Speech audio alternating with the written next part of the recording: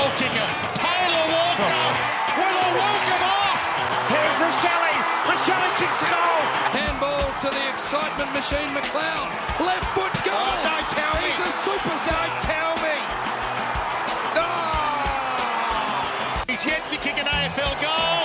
Oh, the velvet curtain. Walker, oh, he's a colossus. He's kicked 5. He's been a handful. He's been the difference.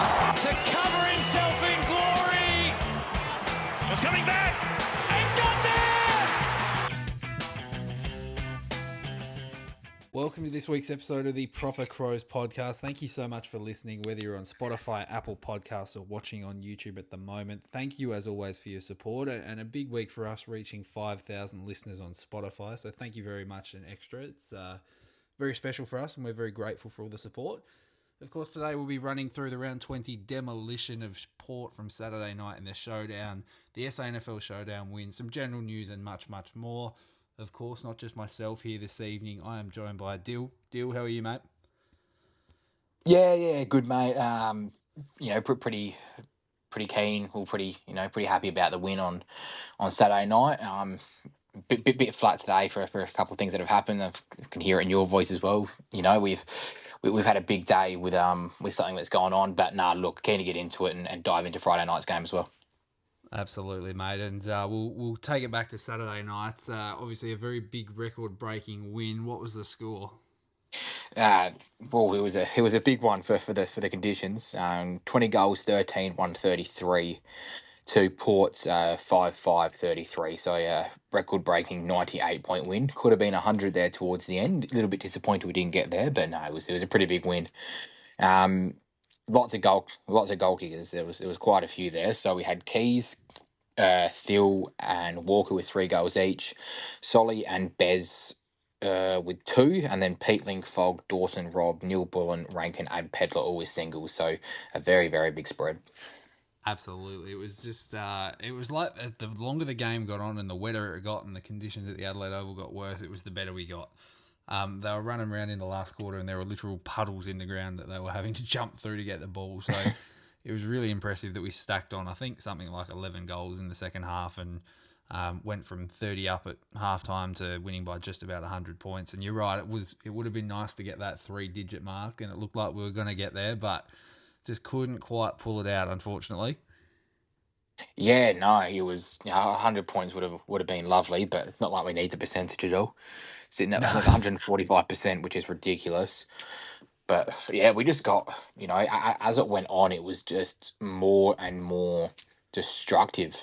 And to do it in those sort of conditions was really, really good, because if it was dry, it could have got gross. It could have got out to like a Sydney West Coast from 2023 kind of margin, like 170 points. You kick 35, 40 goals, it would have got pretty dirty. So yeah, I was pretty happy with it.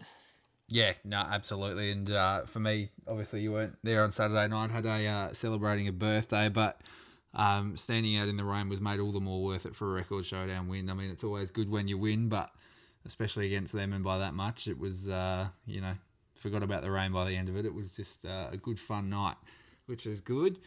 The only change to the squad coming into this one was Isaac Cumming as a late out on the afternoon, injured. We say injured, sort of managed, had some leg complaints in the game against the Suns, and they just pulled him out as a precautionary thing. And Braden Cook came back in from his concussion, of course. And we're not going to critique any of the players, I don't think, tonight, because everyone played pretty well. But it was good to see Cookie come straight back in. He was a bit stiff after he got concussed against the Dogs. Yeah, no, he would have played the week after if he didn't get concussed, because as we spoke about last week, the week beforehand, it was pretty crucial when he had the ball in hand. His ball usage just really stepped up from the last time we saw him. So no, it was pretty stiff, and it was good to give Cumming a bit of a rest, because if he's had a bit of soreness, and if he played on Saturday night, I think it would have been even more sore, because those conditions are absolutely treacherous. So, a big up to everyone that went out on Saturday night. If I wasn't there, I was in the warmth of an Airbnb up at McLaren Vale having a few wines. But yeah, I wasn't jealous of yous. But in saying that, that was the first Showdown I've missed in probably about 10 years, I reckon. So Yeah. it was a bit of a different build up um, for me because normally we're in the city having beers from fucking 12 o'clock, so getting ready to be absolute menaces. So, but no, it was to say that I wasn't jealous. I'll put it that way. I'll put it that Yeah. way. Yeah, I'll tell you what, the mud on the hill was an absolute slop, mate. It was a real game of just watching people walk past and seeing if they were going to slip over or not. We had a few go arse overhead, which was added to the entertainment of the evening, but a good night had by all, that's for sure. As we're saying, I think it was really just complete domination all over the park, to be perfectly honest. I mean, early on, we definitely dominated the game, but we just couldn't kick straight. And quarter time, it was a little bit shaky when Port kicked those three in a row in a bit of red time after 25 minutes into the quarter. But after that, just sort of, did what we do best and got on top on the scoreboard and around the ground and just really ran away with the game. Particularly in the middle, I think we just absolutely dominated clearance. We got on top of their mids. Rob didn't really dominate Jordan Sweet, to be perfectly honest. I think Jordan Sweet actually won the hit-out battle, but we just got on top and didn't give him a sniff the whole game. Yeah, no, just around the football, we were just so dominant, and forward of the football as well. We were so good. We kicked 8 goal 8 from stoppage to their 2 goal 2, which probably paints a little bit of a picture. That when it's so wet like that, to be able to do that to them around stoppage was just insane. We had 7 more clearances. And 70 more uncontested possessions as Yeah. well. To be that dominant on the outside in wet weather footy like that just shows how good we were inside. And the Peatlings, the Berries, the Dawsons just really went to work. That no, look, it was so good. Like when we got the ball, we were so slick with it still, so slick with it. We win it. We win it a a score every 18 disposals. Yeah. Every 18 disposals, we hit the scoreboard. That's insane. Which it is. It's a pretty damning stat as well. And we went at 49.2% scoring per inside 50. So that's 50%. Every second time we went inside 50, we hit the scoreboard. That is lethal. That is lethal. It's pretty scary for the rest of the comp, I think, especially if we're doing it in that kind of conditions. Yeah, absolutely. I think that's the most impressive part is like you would look at those stats in a dry weather game and go, yeah, that's a pretty good game that you've had.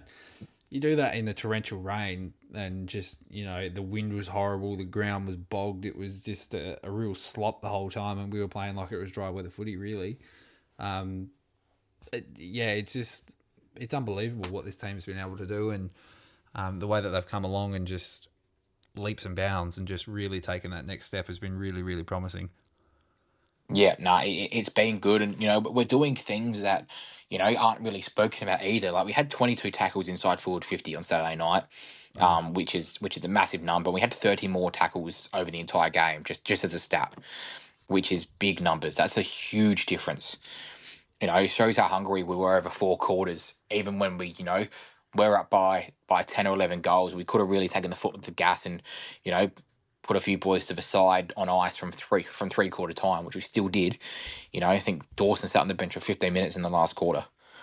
Yeah. It's oh mate, it's the lid's getting off. The lid's really starting to come off now. Yeah, I think that's probably our hardest challenge at the moment is trying to keep Yeah. a level head about this all because you're watching us absolutely just lock teams down. I mean, not that Port have been fantastic at scoring this year or anything like that, but to hold them to the lowest showdown score ever in 35 points is incredible. I mean, the back six, we talked about them a lot last week, but Mark Keane had another really good game. Just a whole group. And of course, we do lose Max this week coming up with a hamstring issue, which we'll get into a little bit later. But just a cohesive unit that just goes well. I mean, Mitch Georgiades has been in pretty good form. Came off, 7 last week, and we held him to 1 this week. And they just never looked likely. I mean, even when they would go forward and get the ball down up there, it was Mark Keane spoiling, it was Nick Murray spoiling, it was Worrell just, putting himself in the hole as he has been all year. We just didn't give them the opportunity to get anything. And I think that's probably been the most satisfying bit for me is our, the makeup of the defence, as we said last week, probably isn't, you're not looking at it going, oh, there's a couple of standouts there. but as a unit, they are an incredibly good group of defenders. Yep, yeah, exactly. Yeah, as a unit, they're so damaging, and it's so good to see. I'm a little bit nervous with no Max for 4 to 6 Yeah. weeks, because he's one of those sort of unsung blokes that we know how good he is, but I'm a little bit nervous for that and see how that works. But you probably get off lightly this week. I do say that bit tongue in cheek against a against a Hawthorn side, because you've got a Nick Watson and a Ginny who he probably doesn't stand on either of them. Jack Gunston Mark Keane will go to him, and then you've got a Mitch Lewis who's only got one leg at the moment anyway. So you probably get off this week, but I'm more concerned about that Collingwood game of who he goes to.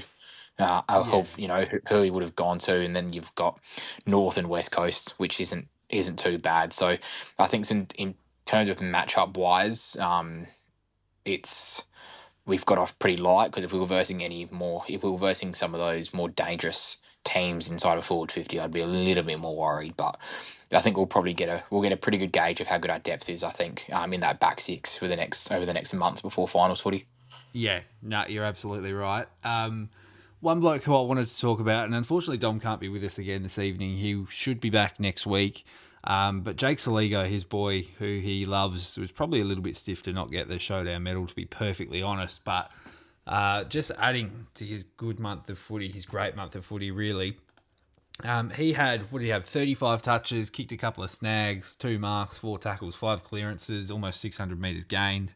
He was very, very good, especially in that last quarter. I think he had 13 and kicked 2 or something in the last quarter alone. But really pleasing to see Jake getting back to his best footy, and just really be someone who we lean on in that midfield, along with a couple of other players who typically it was Dawson and and it was Dawson and the rest. But Saligo, Peatling, a couple other those boys running through there are doing jobs now. So. How'd you see Jake Saligo's game, mate? It was pretty quiet in the first half, which is probably what cost him a Showdown medal. Yeah. His second half was massive. Like, in the second half, he went at, what do you have? He had 24 touches, 2 goals in the second half. Very, very good. I think if he played maybe another quarter or half a quarter of footy, then he would be a 2-time Showdown medalist. Yep, he would have been a 2-time Showdown medalist. But no, that second quarter was great, especially that sort of little rundown tackle right at the end there. He just didn't stop, and just to kick his second right up a death there was what you want to see. You're up by 20 goals and they're still pushing like that. It's very, very damning to see how hungry these young blokes are. Yeah, no, absolutely. That second goal that he kicked was pretty good, because it was a 2-on-1 contest. He beat the first bloke. He beat him again. He got it back and just chucked it on the right boot and snapped it through. And I think Rory Sloane highlighted it on the footy show yesterday about how it's just a young fella who's just a bull and just wants the ball and just wants to win the contested ball no matter what. Like you said, you're up 20 goals. There was like 3 or 4 minutes to go. No one's going to be angry at him for not going maybe as hard as you would earlier in the game, especially after the conditions that you're in, and you'd be absolutely stuffed in terms of running through that stuff, and there was a big puddle next to him and all this sort of stuff. But was really, really promising to see him run the game out like that. And that's probably his best game for the year, I think. He's had a couple of good ones in the last month or so, but that's probably his best, I'd say. Probably, I would say... Maybe the Suns?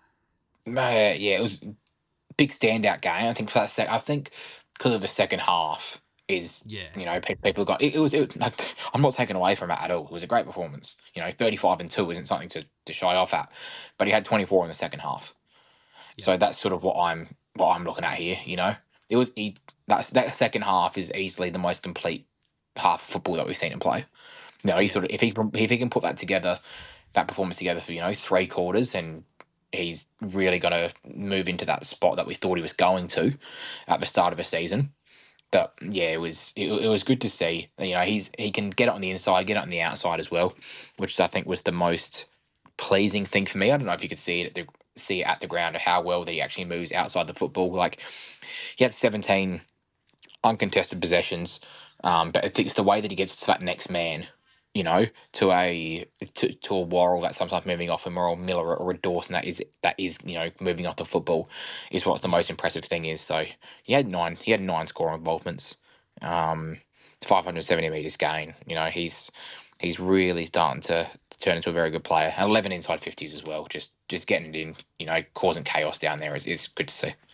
Yeah, absolutely, and hope he continues on with that sort of form because he's rolling very, very nicely. So we'll move on to the man who did win the Showdown medal, of course, Riley Thilthorpe. He had 19 touches, kicked 3 goals for himself, 3 marks, 6 clearances. I think he won 6 hitouts or something as well. He was just playing a very good role through the middle and up forward, and really in the torrential rain to take 3 marks is still pretty impressive for a big fella with no fingers that are actually properly working at the moment. So it was good to see Riley get his flowers in the form of the medal as well, and really just dominated up forward as he's been doing pretty much all year as well. Yeah, he was great on Saturday night, like very deserving Showdown medalist. He was probably the standout all game to kick 3 goals, and especially that goal on his left from outside 50, he's dribbling it through was pretty impressive. But when he went into the middle, he just acted like a fourth midfielder. Just absolutely, he killed Jordan Sweet when he was in there. Killed him, made Jordan Sweet look like a baby. Yeah. So 3 goals, 1. Taken 3 marks. I think he took 2 inside 50. Am I right in saying that? Yeah, I reckon that'd be 1 mark inside 50. Sorry, but I think he took 1 right on the edge. Yeah. 2 goal assists as well. The paint, yeah. Yeah, 10 score involvements. Just an absolute. It was a ripper game by him. He had 6 CBAs, 6 clearances. He had he had one standing clearance as well. So when he goes into that ruck role, he is dominating. He is dominating, but I think it's what we're doing so well with at the moment is sort of putting him there and not overdoing it. So that's why probably forward structure is working so well as well. But I'll touch on that a little bit after. Yeah, absolutely, I agree. I think he's one of those versatile players that can just chuck in there. You lose a couple of clearances in a row, or maybe concede a few goals, and you put Filth in the ruck. He doesn't lose too many of the taps or the clearance after that. He's very good at winning, and even winning the clearance himself, getting it to other players, but also just ripping it out the ruck and getting it forward himself. He's someone who's just that durable, and he can do the job. And I mean, like you said, we'll get into the forward structure a little bit later, but we're very blessed to have someone of his ability to, you can pop him up forward, pop him in the ruck, do whatever you want. He's probably going to be pretty effective no matter where you have him. Just really showing why we took him, and we're going to say the first pick because really it was the first pick, but starting repaying that. Yeah, you had people who wanted Logan McDonald as well, which is just that's worked out well for Sydney. But look, he's turning into the player that we were hoping that he would. You just got to take your time with these big boys, and he's really starting to step into probably a top 5 player in the comp, I'd say. Yeah, 100%. I absolutely agree. The only thing that annoys me, and we're going to go off on a little bit of a side tangent here and maybe throw some shade at the media a little bit. Can he do something without Sam Darcy being mentioned 2 seconds later, by the way? That goal that he kicked from outside 50 on the left, he's kicked it, and maybe 5 seconds later, the name Sam Darcy was coming out of the commentator's mouth. I'm sick of it. Yeah, I'm sort of sick of hearing about Sam Darcy as well. When Bulldogs fans say that we want to fucking wrap around Sam Darcy and say all of this sort of nonsense, and this person said that, this person said this, but I think they're just too fucking soft to realise that if Riley Thilthorpe was playing in the same, was playing in the same state, then I think he might be getting a little bit more respect on their name. They're just all a little bit too precious over that side of the world, and they're more than happy to keep him over there and keep Sam Darcy in that fucking rodent-ridden state. They're just some Bulldogs fans. They're just mutants. They're just mutants. Just a soft bunch. Yeah, absolutely. I haven't gotten over that missed Liberatore goal from 97 or 98. Yeah, 97. I don't think. Just still hurt from that. Hurt from Michael Talia. Hurt from a lot of things from the past. We had the wood over. Oh, did you see Stephen Cramery talking about that today? Nah. Still going on about the Michael Talia thing. As if it made any difference. They're still going on about it, saying that there was one set play they sort of looked up and said, "Hold on a minute," and they started to wonder, for fuck's sake. seriously, they're just a soft footy club. Like, good on them winning in 2016. Gifted. Great story. Great story. Very, very, very, very happy for him. But it couldn't have happened to a worse bunch of fucking fans. But anyway, Nah, tend to agree. Anyway, we digress. Let's go back to some positivity. The big fella Taylor Walker rolls back the clock with another classic Showdown performance. He had 15 touches, he had 3 goals, took 3 marks, had 4 goal assists. The big fella was doing it all, though he did have Brandon Zerk Thatcher on him for most of the night, so it was probably not his toughest opponent he's ever faced. But very encouraging to see him moving around the way that he was at 35 years old. He just keeps getting better and better, and if he keeps playing like that, then we could be talking in a couple of weeks about another year on the contract, which before this season I wouldn't have thought would have been a possibility at all. But he keeps performing, and the forward line as a whole, which we'll probably get into more in a second, keeps performing as well. So no reason to stop it there for mine. yeah, I think he goes around one more year actually. Which I've been a bit critical of old man Tex here and there. Just this season, not over his career, but no, he's been playing some great footy at the moment, and he's really adding to what the forward line structure is. He really is. What's the word? He's such an integral and vital part to the way that we play our footy. Yeah. I might go forward to the conversation now actually about the structure, sort of just going into this. Absolutely, yeah. Just the way that he's able to play that little bit deeper now and really change the way that he's played his football. Like, as we know, he was playing so much higher as what the traditional centre half forward would, because of how good that his field kick was. But just the way that he's able now to sit back and sort of let Darcy Fogarty play that role now. And you really saw this on Saturday night on the telly. You don't really see it too often at the ground. I've started to realise is how high Darcy's actually playing. It actually got highlighted by Matty Lloyd as well on the footy show the other week. He's coming up, he's taking that mark, and he's just allowing Silverthorpe to play that bit deeper and Tex to play that little bit deeper, because obviously Tex can't do that thing. He can't do what he used to be able to do. Yeah, of cover the ground and hit that field kick. He just can't do it anymore. Are we in the agreement to that? Yeah, absolutely. He can't. Yeah, He he can't doesn't hold up. Yeah. Exactly, but I think in the last 7 games he kicked two or more goals. Big Taylor, he's really stepped up this back half of the season and really showing that he's still able to do it. But in saying that as well, I've seen people be pretty critical of Darcy Fogarty lately. But Darcy had a game on Saturday night. He didn't hit the scoreboard very often, but he had 16 disposals, 5 marks. 3 of those were inside 50. Yep. He had 2 tackles inside 50, and then he had 4 inside 50s as well, which sort of points towards what I was saying, that he's playing a little bit higher, probably between that 60 metre, 80 metre zone, taking that big mark, getting it to ground, turning around and putting it into a Silverthorpe or a Tex or a Dan Curtin getting out the back when he's running up and down the wing like that. He isn't human. Dan Curtin, the way that he moves across the ground at his size. Freak, yeah. So it's just really good to see, and big credit, and a very, very big credit to the coaching staff of how they've sort of transformed this footy team from what happened when we saw Rahali leave. Like, it was a shambles, that forward 50. It was an absolute shambles once he left. But now to be able to have that 3-headed monster here and play the style of football they play is great. Like, I just want people to maybe just keep an eye out for this next time that we play. These boys, they will never be in that same forward 50. It just doesn't happen. You've either got one in the ruck, or you've got one standing outside 50, just that playing a little bit higher. Then they might have 2 stay at home, but they're always in a complete straight line. They're not in each other's ways. It's very similar to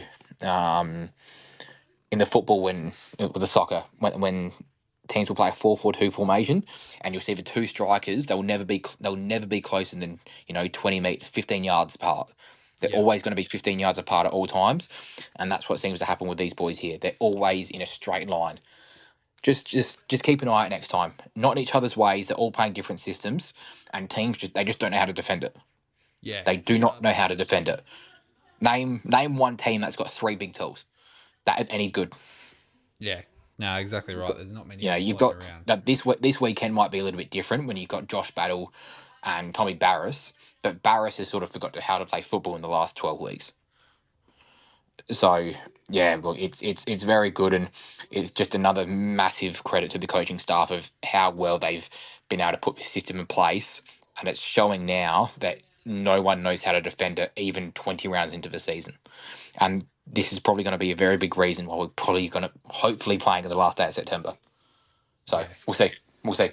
Nah, absolutely. Let's hope so. And I mean, yeah, as you said, it's a credit to the coaches. It's a credit to, the players for the buy-in and playing so well in that structure. It's an interesting point about the straight line. I haven't actually taken notice of that, but I'll keep a lookout for that on Friday night. But yeah, like you say, it's obviously very hard to defend three big tools like that, and then you add in the layer of having really elite smalls at the fall of the ball as well. So if you do manage to get around the tools, then you're all your Rankins, you're not Rochelle at the moment, but Rochelle's and Nibblers and all of these blokes running around the bottom. So it's a very good structure, and let's hope that teams just don't figure it out for about maybe another 15 or so weeks and just let us just keep dominating the way we are. But obviously plenty to play out in the season as of yet, and we'll see how we go. A man we've spoken about him many times as one of the best recruits that we've had this year, James Peatling, with another really good game. He had 26 touches, he kicked a goal, he had a team high 9 clearances, 4 marks, 6 tackles. He does it all. He keeps getting better and better, and I feel like we're just saying the same thing every week about him, but Yeah. I'm so impressed at how well he's been playing. And like I said earlier, previous years it goes Dawson and then next, but now our midfield rotation, any of them can be the best player on any given day. And Peatling was very good, and on a different day, he probably would have been the best on ground if it weren't for your Saligos and your Thilthorpes and all of that. But a very impressive game from Jimmy. Yeah, I actually had him winning the medal there for a little bit. Yeah, I don't know where he finished in the voting, but I would have had him second best on ground. But yeah, he's just, I feel like I'm saying the same thing every single week. This kid is a weapon. This kid is a genuine weapon. Like, he gets to every single contest and just moves through it, and he's able to get to the outside as well. He's so quick. He's so efficient. He's been a great pickup thanks to the recruitment team. He's and the culture that the club's been able to create to get these sort of players here for so cheap. It's good. He's just another genuine B grader. He's probably moved past the role of like a squad player. That's what we probably would have put him in at the start of the year. Now he's an integral. Yeah. He's an integral. He's an integral part of his team now, and probably one of the first 6 in the team sheet every week. Yeah, 100%. And I do have the voting for the Showdown medal here. He only received 1 vote, but he was pretty dominated by Thilthorpe and Saligo. Filth had 15 votes, Saligo with 9, Dawson with 3. Somehow Zach Butters got 2 votes and James Peatling had 1. You cannot fucking sit there and tell me that Zach Butters had a better game than fucking whatever. No. Someone was reading out the stats in the last quarter and said he had 32 or whatever the hell he had in the end. I genuinely did not see him get the ball that much. He had 34, Zach Butters. Yeah, he had 30. He had 34. But he was in and around the TV, but he was pretty wasteful with it. Yeah, and I mean, it was raining very heavy, and my vision was impacted. But he wasn't anything special in that game. And obviously, you get pumped by basically 100 points and kick 5 goals on the night. You can't have done too much. He had a big third quarter. Yeah. He had 96% time on ground. He just, yeah. Look, I don't know. It was, yeah. I'm just a little bit confused by that. Yeah. Nah, absolutely. Because Peatling could have kicked 3 as well. Yeah. Oh yeah. One goal. But no. Anyway, we'll move past that. I'll just give you one more stat just on that with the votes. So the 2 votes that he actually received, where are we? It came from Sarah Black at afl.com.au, who gave him 2 votes ahead of Jake Saligo, which is an interesting call to say the least. No comment. Yep. Yeah. He's been cancelled, unfortunately. Yeah, no comment. We'll move on to Riley O'Brien. Boy, oh boy. Wish Dom was here for this one. He's kicking snaps from the boundary now. He's got his 3-year deal. He's signed on. Well, the form hasn't dropped off as of yet. That goal that he kicked is just unbelievable. He Should tried have to been hand it Betty off. Keys 3 times, but Yeah, I'm gonna say he tried to hand it off about 3 times. The first time, I'm not sure why it was disallowed. Why we couldn't hand it off. yeah, The ball was in play. He went behind his mark. He handed off. I don't see what the issue was. yeah. Like Keys was allowed to be standing there, but no, whatever. But now you're in a bit of strife when you got Rob kicking now fucking outside of the foot bananas from there. Yeah, and I love the work from him on Triple M after in the post game interviews of saying when I'm kicking snags from the boundary, it's game over. Yeah, Good gear from him. yeah, yeah. No, yeah. It's been great for me. He's probably honestly in the top. He'd be top 3, I think, for BNF at the moment. Yeah, he's going to be around there. He's definitely going to be around there for our votes as well because he always seems to sneak in there. So we'll tally that up. I keep saying it. It'll happen at some stage before the Yeah, end of we the do season. keep saying it. I've got into about 3 things, I reckon, and then go, I can't be fucking bothered doing this. I'll do this later, and I never do it again. So Nah, we'll pop it at some stage. I reckon we'll get a tally up. Obviously before the end of the year. Hopefully plenty more games to go before we get to that point. But he'll be up and around the mark. Of course, he had 10 touches himself. He had 6 tackles, 3 marks, 2 clearances. Kicked the goal, kicked a point. He was doing it all. 45 hitouts in the end. I think he only lost the hitouts by 2, but he didn't lose it at all. No, it was a draw, 45 each. 45 each. Yeah. Yep. I mean, yeah, it was good. And I mean, the proof in the pudding, I suppose, is in the clearances as well. I think we won clearance by quite a bit, 52-45. So, that was pretty convincing there. And yeah, just dominant, really. All the boys were dominant on Saturday night. There isn't anyone who didn't really have a dominant game, but Rob was very good and hopefully holds his form. After receiving his contract extension, Dom and I were pretty critical that, maybe it's a contract year sort of performance from him, but if he keeps playing the way that he is, then we'll be very happy. Much to the demise of a few individuals on Twitter, mainly one in particular who I won't name for reasons, but we hope Rob keeps going on, of course. Yeah, no, I think he will. I reckon he's the type of bloke to want to repay the faith. But no, he's the barometer, how we've called him. Rob plays well, we play well. We haven't So used no, that enough. I'm pretty stoked. As people that listen to this weekly would know that the Shrimp is a very big supporter of the big Rob. So no, I'm pretty stoked by it. It's good to see him. Good to see him stick around, and 3 years. But by the back end of that 3rd year, I think he might be pushing out of a team a little bit. But nah, for the next few years, it will be good to see him because he's one of the better ruckmen in the comp, and I've said this for ages. People have always talk shit about him, but I've always thought that he's been great. There's not many other ruckmen in the comp that can run around, sort of cover the ground like he does. Give you first choice at it quite often. Take a mark around the ground, and he's actually one of the more forward ruckmen in the comps these days as well, which is pretty crazy when you sort of see the form that he's got when he kicks. I would love to see the mark inside 50 stats or sort of forward half of the ground stats between everyone else, because I reckon he gets around a little bit more than what others do. But it's a massive matchup on Friday night with him and Meeky. I'm pretty keen to see it. Yeah, no, absolutely. That will be a big battle and probably goes a long way to who wins that game on Friday night, to be perfectly honest. But we'll back Rob in to keep the form going and, as you say, repay the faith of the 3 years, because the club obviously didn't want to go up from 2 years to 3 years, but we ended up getting there, and hopefully he can repay that. Were there any other players that stood out for you on Saturday night, or anything you wanted to talk about before we head on to some feedback, mate? Just going through a list here, and I think we've covered it off pretty well. Like, I think the big one was Darcy Fogarty, but I sort of pointed on him before. Like, I said this a couple of weeks ago as well. Like, he's not kicking the goals, but the role that he's playing is so crucial. And I've seen people sort of be not ripping him, but I've seen people be quite critical of him on Twitter and Instagram lately, and even our Facebook group chats. We've got a couple of duds in there that are getting into Big Darce. I think they just need to, gain a little bit of football understanding and sort of watch the role that he's playing, because he's playing some bloody good footy at the moment. Yeah, absolutely.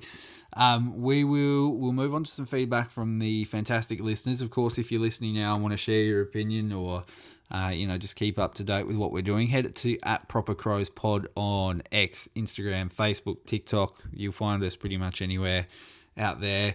Brett Bennett says, so good. Our backline is elite, made Port look inept. It's a very hard to pick 3 best players. The spread of good players is so good to see. And now premiership favourites according to the bookies, up the Crows. Scary. It's very, very scary. That went up just after the game finished Yep. on Saturday night, and I was like, oof, that's big. That's big. I'm trying to keep a lid on it. I'm really struggling to. I'm not gonna lie to you. Yeah, all the external factors are making it very hard to keep a lid on. I'm trying my best, but I just don't think I can. Yeah, look, I think the lid was well and truly off, and I booked a accommodation for grand final weekend. I think that's when the lid sort of finally exploded. But we'll see. We'll see if we win this week, and if we beat Collingwood, then yeah, I think we can really start having a proper conversation about how we're going to be getting to Melbourne. Yeah, no, absolutely. And on that as well, I heard earlier on the radio that gold memberships have actually sold out. So, oh wow, if you were planning on that, you got to hope in hell that there's someone on the wait list or someone drops off or something like that. But good luck. They've sold out now. So, I'm not gonna lie to you. I'm not. This isn't me. This isn't me knocking anyone. All right, Benny, and anyone listening, I don't want you to take offense to this, but if a shoe fits, I'm gonna say. If you fucking jumped on in the last week and a half, you know what? I'm not going to say anything because I know I'm going to get. I know I'm going to get fucking ruined for it. I know I'm going to get ruined for it. No, I'm all for people. I'm all for people saving money. I'm all for it. But the people, I know a couple people that have not had memberships for years. Have not had them for years. They're the ones that get you. All of a sudden, you see a few people posting on Twitter saying, "I've got myself a gold membership," and they'll be the idiots that are carrying on if we lose a prelim or if we lose in a grand final. When they haven't stood out there like we did in those fucking 2020 times at the 4:45 Tuesday afternoon time slots. Yep.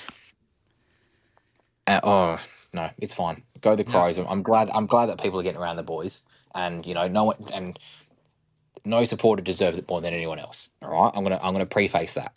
Yeah. I'm gonna say that, but just maybe take a bit of a look at yourselves before you want to carry on like morons and be the first ones to criticise when you're the first ones that only want to get up when they're winning. That's all I've got to say. No, 100%. And very well said about 2020. I actually found my copy of the advertiser heroes list of the Crows members who stayed on board, and both of us were in there, and Dom was in there as well. So, any questions, you can refer back to that. For us, standing there at like I said, 4:45 on a Tuesday afternoon, getting belted every week. But actually, no, that's wrong, Benny. We were undefeated in the 4:45 Tuesday afternoon time slot. Absolutely, we loved a Tuesday night.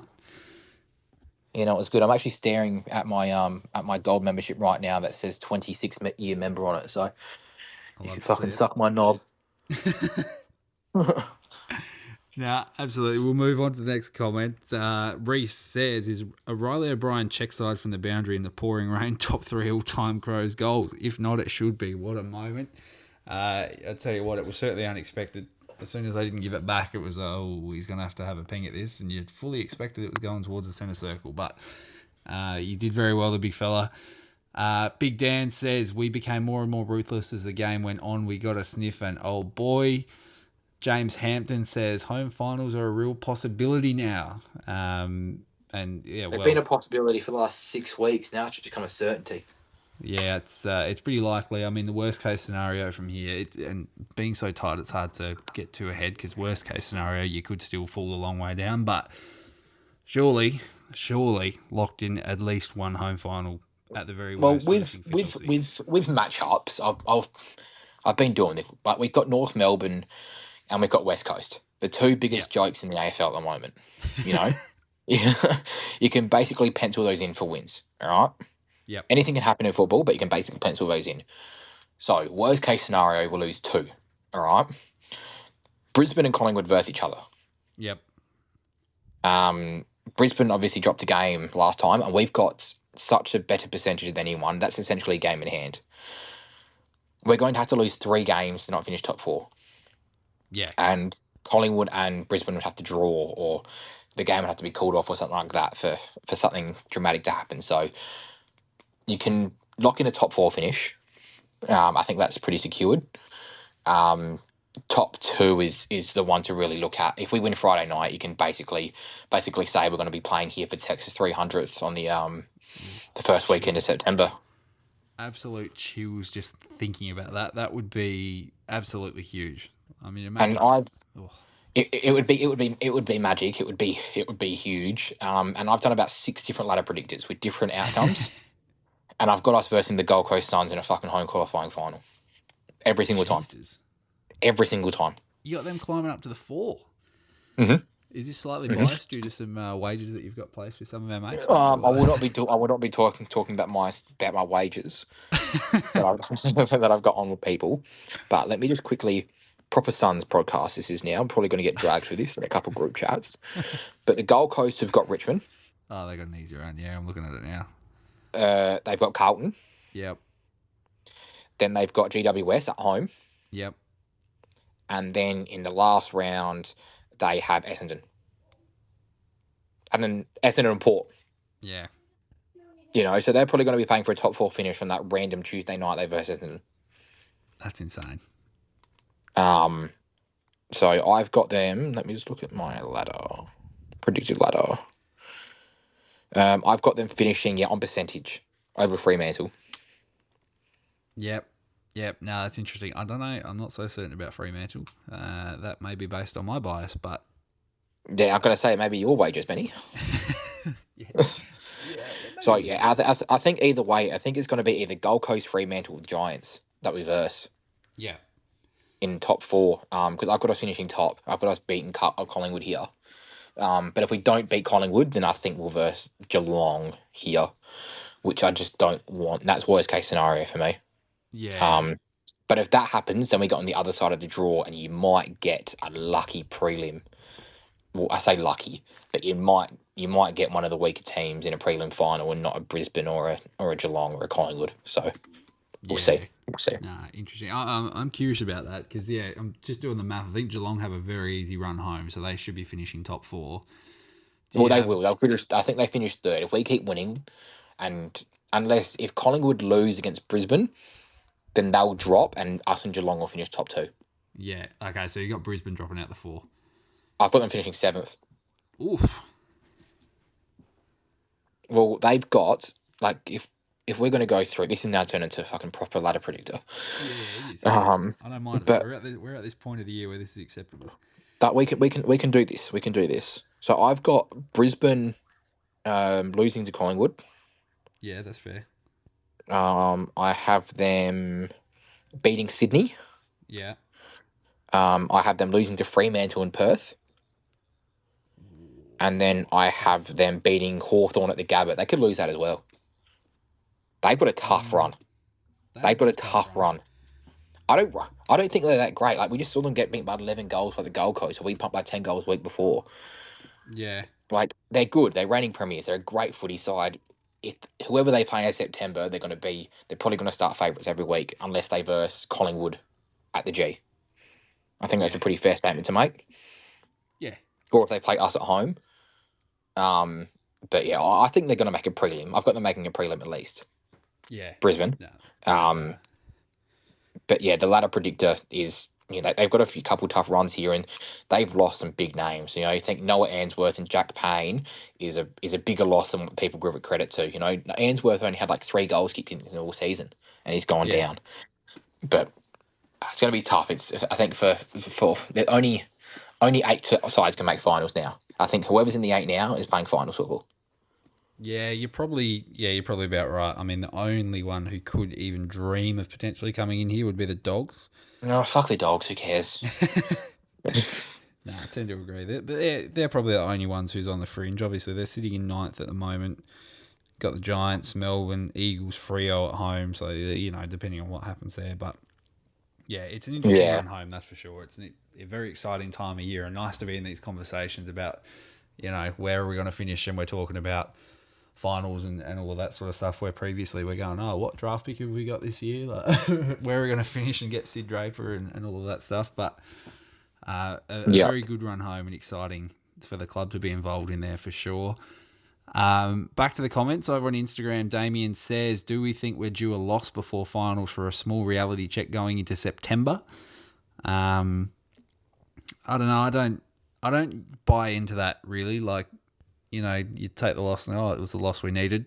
Personally, not a big believer of that sort of thing. Winning footy is good footy to me. Yeah, I think dual loss is a bit of a weird statement to make. I understand I get it. I completely understand like the statement and the context of it. But you know, you look at Geelong 2022, they didn't lose a game from round 14 onwards. Yeah. You know, they won so many in a row, 15 in a row, I think it was. You know, you don't have to lose football. You don't have to lose a game of footy. You know, you can keep going. If you're the only chance I think we are of losing a game, which sounds awful and a bit cocky, is the Collingwood game, I think. Big danger game on Friday night, but you know, if we would have beaten them, we would have beaten them over in Tasmania if it wasn't fucking -6 degrees and playing on popsicles. Yeah. You know, you get through Friday night unscathed, and you know, have a nice win, and hopefully a close win, because I would love a nice hit out for them, because we've won by 10 goals and 20 goals in the last couple of weeks. Yeah. You know, we've been really moving through teams, so something to sort of get the legs rolling over wouldn't be too bad. A bit, I think hunger's the wrong word, because I think the boys are hungry to finish top 2, obviously. But maybe something to be like, we are good enough. We can compete in these close games, in these real tight ones would be really nice. Yeah, feed the belief a bit more. Yeah, absolutely. Jason says the lid is oh so nearly off. Beat the Pies in a few weeks and it will be gone. I mean, for me, my lid is absolutely gone and just, you know, floating somewhere in the River Torrens probably after one of the games. But completely agree. If we end up beating the Pies in a couple of weeks and we're looking for top spot, then she's all systems go from there. Tyson says 20 goals in the wet. Imagine on a dry deck. It's time for some revenge on the Hawks. Go you Crowies. Michael Anthony Jenkins, our good mate, says, I don't know. Asked for thoughts. He said, I don't know, but my foot's wet and I can't see out of my glasses. The big fella sitting in his cast had the sock in the cast, which was an interesting choice. And obviously with the rain on Saturday night, didn't go overly well for Big Mick, but enjoyed the footy nonetheless. Yeah. Yeah, it was. It wasn't great. It was soaked, absolutely soaked by the end of it, but it was a good time. Jake Perkins says, how many Showdown medals does Mitchie George have compared to Thilthorpe? Sweet fuck all, and that probably won't be changing anytime soon.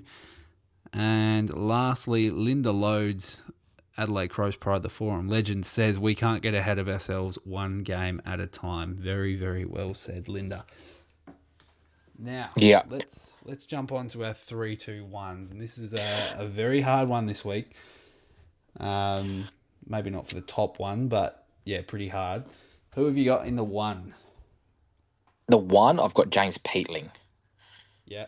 Actually, no, sorry, mistake. Sorry, James Saligo at the one. Jake Saligo. Fucking hell. I was about to say, did the mic cut out there? Yeah, Jake Saligo. I've got Saligo at the one. He had a massive second half, massive last quarter, but as I touched on before, there's one bloke I would have had ahead of the votes. Yeah, he's had a huge month of footy. You know, I think after the bye, he's really come along, and he probably just needed a bit of a break. You know, a 22-year-old body, he's been smashed around a little bit, had a massive start to the season. But no, couldn't be more impressed with his second half. So got Saligo in at the one vote. Yep, absolutely. I don't mind it at all. It's very hard for me. I'm going to go Geordie Dawson at the one for mine. I think he had a Jordan Dawson game, really, didn't he? I mean, he had 21 touches, kicked a snag, took a mark, 10 tackles, 4 clearances, almost 400 metres gained. He was doing it all. He was Jordan Dawson. That was basically simple as that. So he gets my one. How about your two? I've got Peatling in it too. Something a bit different. Yeah. I thought his game was very complete. You know, in wet weather footy, it just suits him. He's so hard. He's so quick. He's so agile. You know, he hit the scoreboard a couple of times as well, which we haven't we've seen a bit of, but just adding another aspect to that game for him. So yeah, Peatling for two. He's becoming one of my favourites very quickly.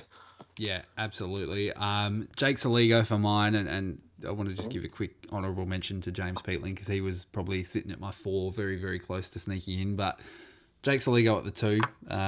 I thought he was pretty stiff not to get the medal.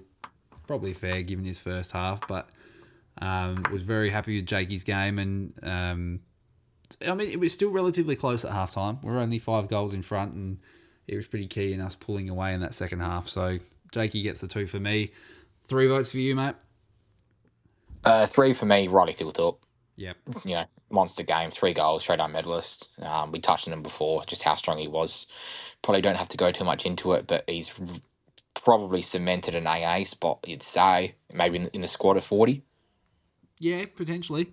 Absolutely. If he keeps going like that, he's every chance. Yep. So, that's the 3 for me. Yep, and I tend to agree. That was a pretty easy one, really. Riley Thilthorpe for the 3 was probably never going any other way.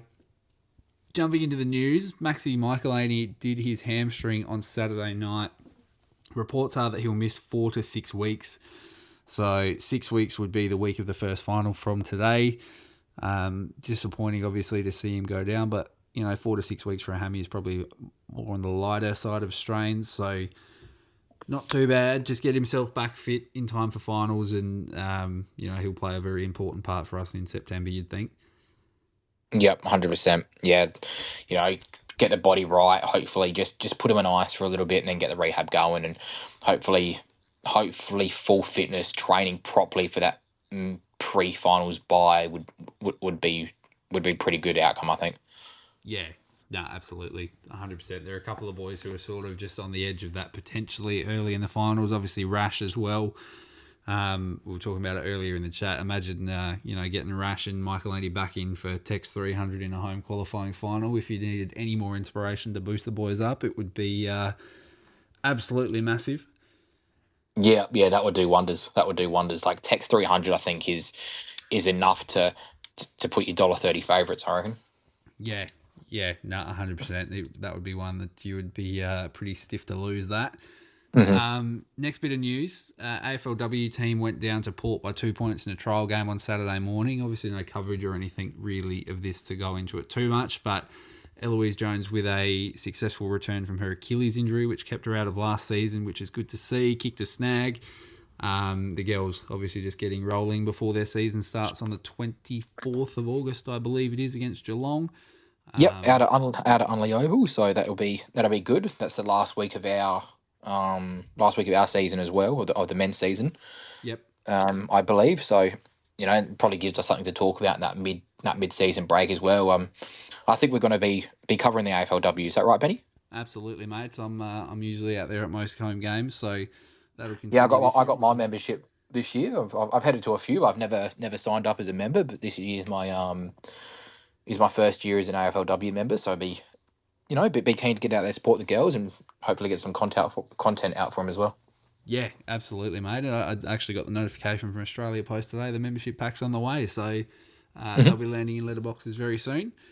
Last bit of news that we'll go into, Riley O'Brien, we touched on it a bit earlier, the 3-year extension. So the club upped their offer shortly after we stopped recording on Monday night, apparently, and was signed by, I think, Wednesday or so. So like we've said all year, good to see the big fella sticking around. There was only really one situation in which we were sort of willing to get rid of him, and that was if you could guarantee Rowan Marshall was coming back our way. So, as we said earlier, hopefully just keeps up the good form. I'm more than happy to keep a hold of him if he keeps playing like this and, just keeps dominating, really.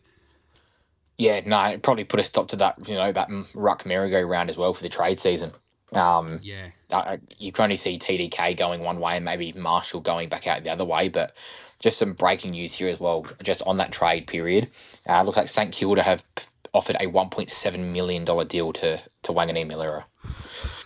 He deserves it. Yeah, so it looks like I think he's going to be staying for a couple of years. I think that matches what we were going to offer. Yeah. 1.8. So, but I would love us to up the ante and put a Harley Reid offer in front of him, like a 25 million over 10 years. Yeah. Because he is genuinely, incredible. That game yesterday, that he's now had 3 games in a row of 30 plus touches and a couple goals. He is the closest thing to Andrew McLeod we've seen since Andrew McLeod. Yeah. The kid's he's a freak. He's a fucking freak. And like one of my good mates.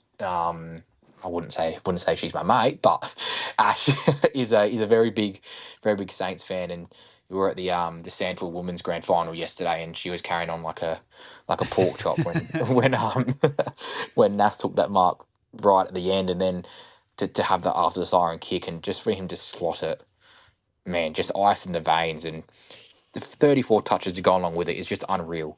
Oh, it's just Unreal. insane. So he deserves every single cent that he gets. He's probably top 5 player in the comp. And honestly, if you're a betting person, him to finish in the top 10 of the Brownlow probably isn't a bad bet.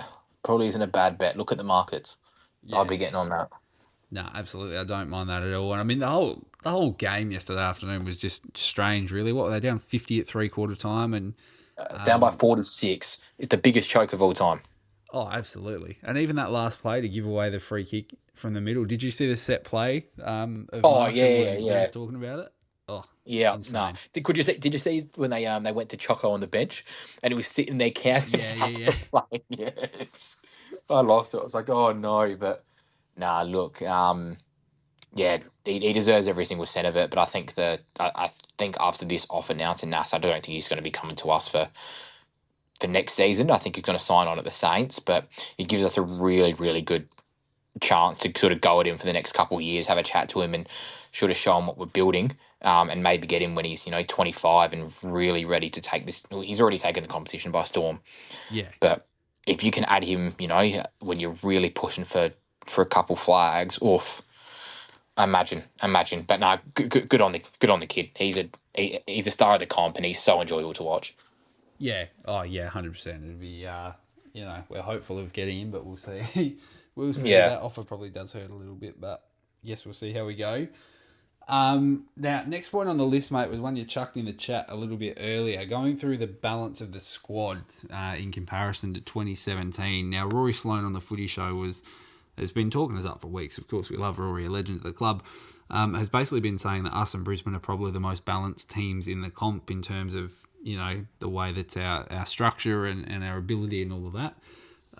Let's run through it, mate. I tend to agree because there's not really any spots there that let us down or any particular players where you can pick a weakness in the side. Yeah, like, can you do me a favour, Benny? Can you get up Saturday night's team for me, like just their team sheet, Yeah, the absolutely. our lineup? Certainly can. Like, it's just, I think that me and, well, I wasn't talking about it. I was watching Campaign talk about it because I'm currently banned on Facebook Messenger, so I can't type anything. But I was watching you boys talk about the 2017 team. Yeah. Today in the 2022 Geelong team as well, which the comparison was odd. But anyway, I honestly think that this side that we've got is better than 2017. I'm not sure where you stand with that. It's probably fair. I think it is more evenly spread. Obviously, we had a very good team in 2017 and, didn't quite achieve the ultimate glory, but we're very close. But the depth, I feel like the depth, I do agree. I think it's close. It's not like, stand out head and shoulders. It's not standout. No, it's not standout, but it's more of just we're so much more balanced. Like I want to go through here of the team that we fielded on the last Saturday, September in 2017. Okay. Yeah. I've got the back six. You've got Rory Laird, Kyle Hardigan, Jake Lever, Paul Seedsman, Daniel Talia, Luke Brown. Yep. So Daniel Talia is better than anyone that we've got in that back six at the moment. Probably Nick Murray. Yeah, he probably play the same spot. Yep. And that is Luke Brown is probably better than Mitch Hinge. Yep. Agree? Yeah, that's fair. Yep. And then you've got Jake Lever. Josh Worrell's better than him. Yeah, I'll take that. Yep, pay that. You've got Nick Murray and Mark Keane better than Hardigan. Yep. Paul Seedsman, he would play. He would still be playing if he didn't have. Would we agree on that? Paul Seedsman would probably playing today if he didn't have his concussions. Yeah, more than likely. Actually, how old would he be? I think he would still be playing today. Paul Seedsman. He's 33, so yeah, he probably would be. Yeah, he would probably be playing still, and then you've got Rory Laird who's still back there. Yep. But our back six, our back six is better today. Is better than what it was in 2017. Yeah. I'd say so. Yeah, that's fair. Oh, then you've got Max probably playing where Seedsman is. Yeah. Yep. Cool at a draw. All right. Then we'll push up to his centre line here. You've got David McKay. You've got Rory Sloane. You've got Rory Atkins. Yep. You'd rather have. It's a big statement to make because David McKay was a very, very good player for the football club. Very serviceable. We loved D-Mac. We loved him. But you're going to rather have Dan Curtin on a wing than David McKay. Yeah, 100%. Yep, 100%. Absolutely. Rory Sloane, Jordan Dawson. Oh, fuck. That's a conversation, isn't it? It's a conversation to have, but, that's probably not something that you're going to compare, okay? Perfect, that's fine. On the other wing, you'd rather have Isaac Cumming over Rory Atkins, correct? That's probably tighter than what I would suggest. So probably what we think, a bit of recency bias, and probably the way that Rory Atkins sort of maybe faded off towards the COVID years. That's probably not a bad. Yeah. At that time, I get what you mean. At the time, Rory Atkins was playing great 2017. I'm still under the impression that he did cost us. I'm not going to say that. But do you know the moment I'm talking about when he played on for that 50 handball text? They went down, they kicked off at start, and then it started, and then that's where it all started. All right, this is where it gets interesting. It's this forward line. Yep. It's this forward line. Charlie Cameron, Edward Betts.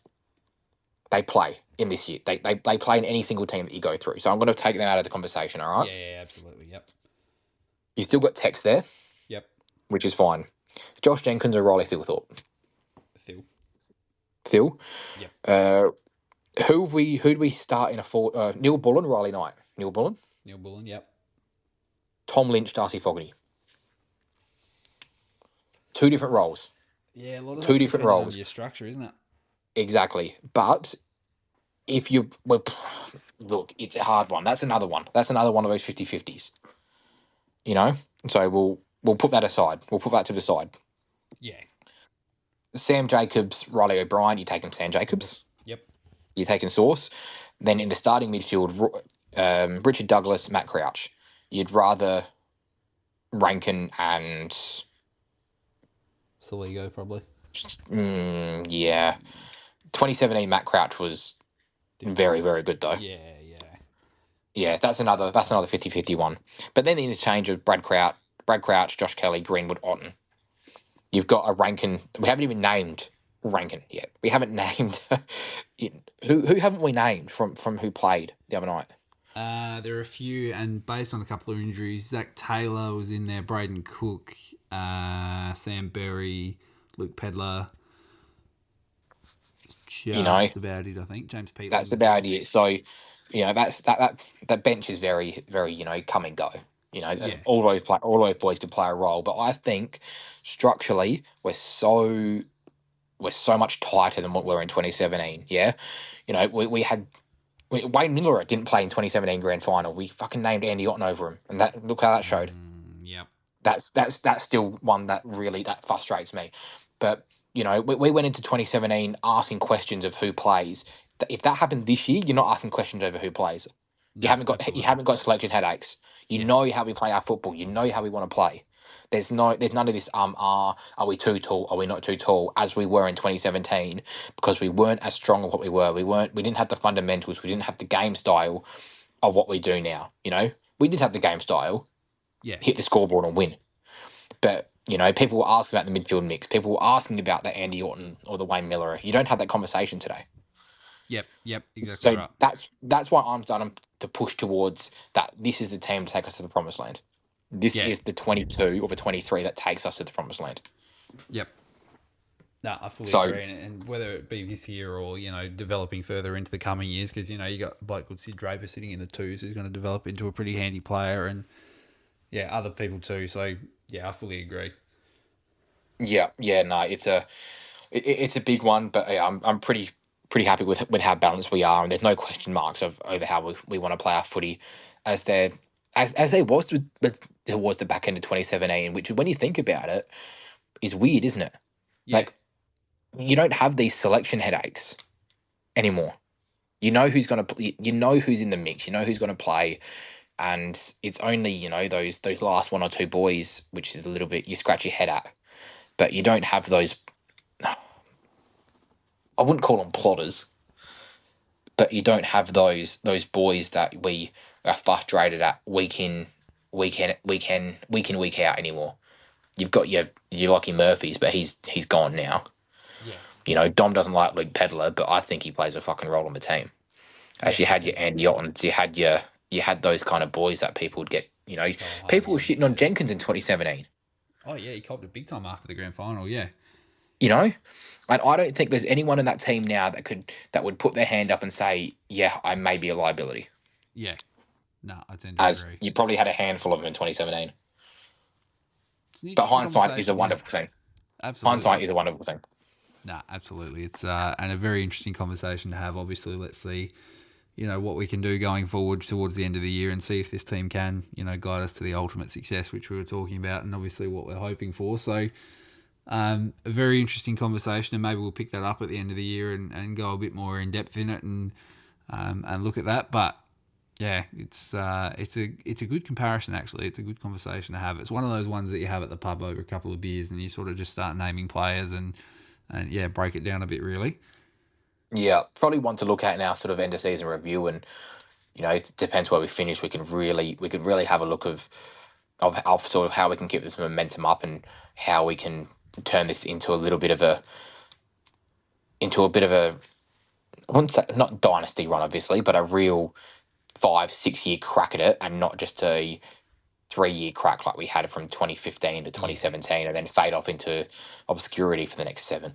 Because if we do that, then I don't think I'll be able to live in the state of Adelaide or watch AFL football anymore. Yeah, no, that would be very, very tough if that were to happen. So let's hope to God that doesn't. We'll move on to the SANFL results from Saturday afternoon. And to be perfectly honest, I didn't get to watch a whole heap of it, but saw bits and pieces. We beat Port 22-94 to 12-7-79. Chrissy Burgess kicking 3, Strawny with 2, Bond, Boyle, Gallagher, McAndrew, Murph, Murray, and Nank. A whole lot of M's in there with 1 each. It looked like a bit of a slop, really. The weather obviously played a big part, and we kicked 12 goals, 22, but still able to get the win over Port, which was a good start to the afternoon. Crouch had 36 touches, 5 tackles, 4 clearances, 3 inside 50s. Nank had 26 and a goal. Sid had 20 touches, 11 tackles, 3 clearances, and 4 inside 50s, and they're probably the main 3 that stood out to me.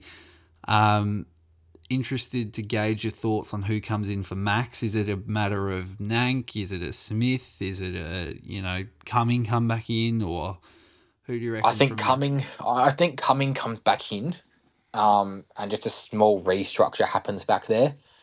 But we don't have anyone on the list that is like Max. Yeah, we don't have anyone on the I think Isaac Cumming is that best like for like. He can play tall. He can play like a little bit smaller. He can run off players. He's got a good leg. So I think Isaac Cumming just comes straight back in. I'm already seeing people whinge about Hugh Bond and fucking Charlie Edwards, and it's a Monday and I'm already over it. For fuck's sake! Like if they come in, I'll back them. I will back them, and I will sit there and say, this is good. Like we're sitting top 2, and we've got these young boys coming through, and I'm being able to blood them. But Friday night footy, I don't think it's the time to do it again. I think Cumming comes in and possibly the only change really, and maybe I think that's it. And then we just have a small restructure in the back 6. Yeah, and maybe Worrell plays a little bit more accountable. Yeah, no, absolutely. Yeah, I tend to agree there. And Hawthorn's forward line is probably one that you can afford to do that with, like you were saying earlier. Max is obviously a big out no matter who you're coming into play, but we can probably shuffle it enough to still cover him and do well enough without him and plug that gap while he's out. So I would probably agree that Cumming comes in and, shuffle it around a little bit, but nothing too drastic, to be honest. Yeah, like you've got a Jack Gunston, Cash Adair, Nick Watson, Ginny, Mitch Lewis, Dylan Moore. He probably would have gone to Dylan Moore, which is a little bit concerning because he's played some decent footy in the last 6-week block. But we'll see. Like I think if you shut down Jack Gunston, and then hold Ginny and Nick Watson accountable to winning the hard footy, then you're gone a long way to beating this Hawthorn team. I think the battle is going to be on the outside. Yeah. They've got Massimo D'Ambrosio, Carl Amon, Jeremy MP have been playing some terrific football lately. Will Day's come back into the side as well, so it's going to be a very good game of football. I'm actually a little bit more worried about this than I am Collingwood, to be honest, because I think the Collingwood game I'm going to go with no expectations. But no, I'm really really excited for this game on Friday night. It's going to be a very very good contest. I think we'll win the battle around the football. I'm just a little bit more worried that we're not going to be able to get it to the outside as easily as we do with other teams because they're so well structured once the ball does get to their outside as well. So I think Dan Curtin and he's going to have a very very big job on him to go with D'Ambrosio all game. So that's a big matchup. But if Curtin gets off the leash and it does turn into a bit of an uncontested footy, then look out for D Curtin 3 votes on Brownlow night because he will monster D'Ambrosio in the air. Yep, absolutely. I tend to agree. He's going to be key to the end of the season. To be perfectly honest with you, he's vital, and because he's so durable, you can chuck him anywhere as well. But I tend to agree he could absolutely dominate the wing on Friday night and be a real key piece in what we're looking to do to get the win against the Hawks. So see how we go, see where they put him. But other than that, what do you reckon? Where the game's won and lost, you probably run through it really most of it there. But what are your key spots, mate? Definitely sort of that uncontested footy piece. You sort of shut down their marking, you shut down their run. They're very good at offloading the football on the wing and sort of hitting that 50 to 70 meter arc. That's what I love to yap on about with Fogarty where he's been playing at the moment. Yeah. Because sort of once they get it to D'Ambrosio there, his ball entry is just unreal. It is unreal. So if you shut down that, you sort of maybe send someone to like an Impey or an Amon. I really wouldn't be surprised if they send Ben Keys to one of them. That's just something to watch out for, because if you can shut that down, you go a long way to beating these boys. Then Nick Watson and Ginny as well. I really hope they have quiet games because I love the way they play their football. But fuck, once they're chirping, I can't stand them. Yeah, I can't stand them. Yeah, so, big old mummy's boy Jack Gunston as well. Wouldn't mind someone absolutely pulverising him at some point. So, we'll see. Yeah, no, it'll be interesting. We'll see how we go. I mean, it's hard to not be confident going into any games at the moment the way that we're playing. Obviously, it's Hawthorn aren't a horrible opponent or anything like that, but it's just riding this wave with the Crows at the moment is very exciting and very positive. So I'm very up and about. Obviously, pretty happy with their chances at home. We're a very good team at home. Obviously, only lost the one there this year against Geelong in Gather Round. Just keep it rolling, basically. Let's just keep doing what we're doing and hopefully another win and really, make that Collingwood game a fight for top spot, basically.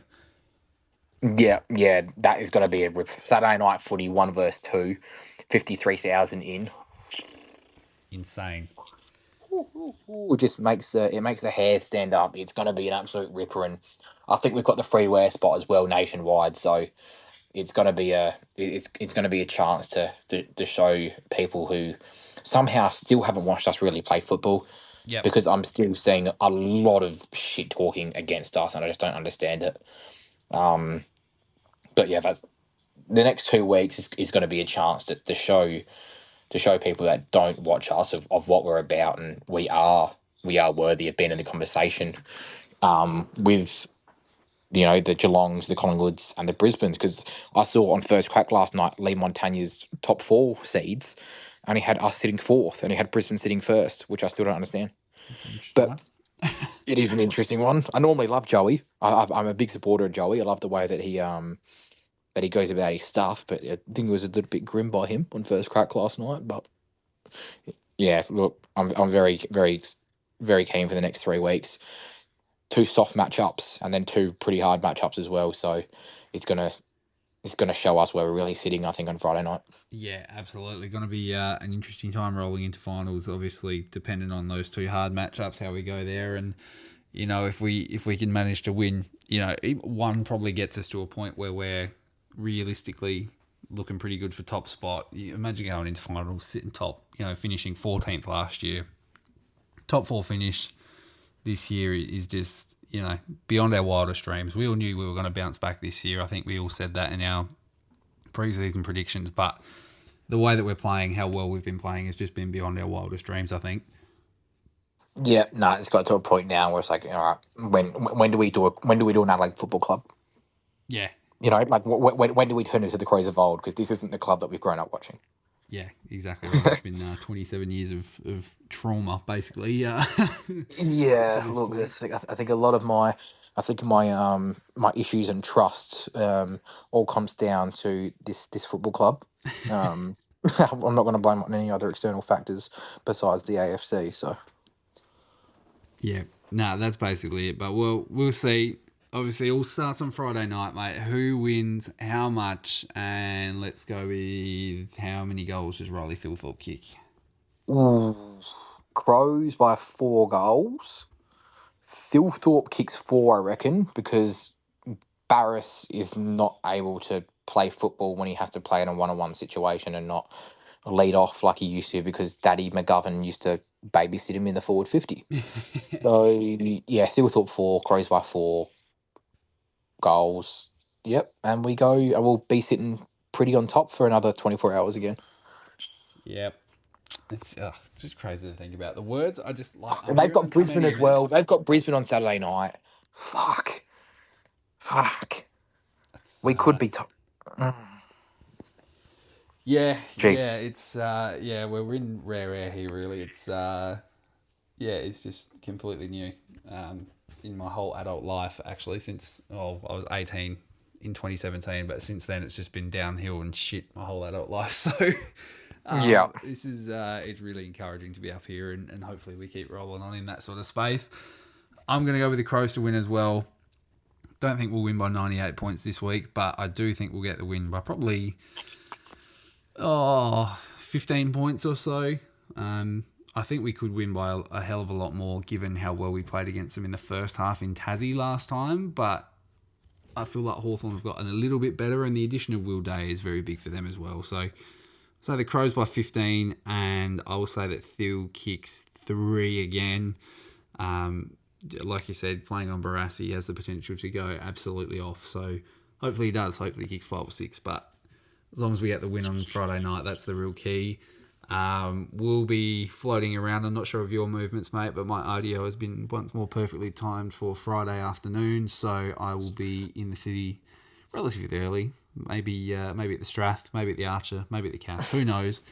But we'll be around the city at some stage, of course. Come and say hello on the hill, because we'll be there. I'm not sure what condition the hill's going to be in after last week, but yeah, I'll probably be. I probably won't be in there till 7. I'm working on Friday night, and then I've got to get my partner as well. So if it's raining, you'll see me in the members. Because we're a little bit la-di-da about that these days. So but we'll see. I should be up there at some point. Because I think we're doing a bit of karaoke post game. So, yeah, if anyone wants to come, let's sing. Great venue. If you want to come and belt out Robbie Angels by Robbie Williams with me, you're more than welcome to join. But no, I'll only be at the ground. I won't be anywhere pre-game.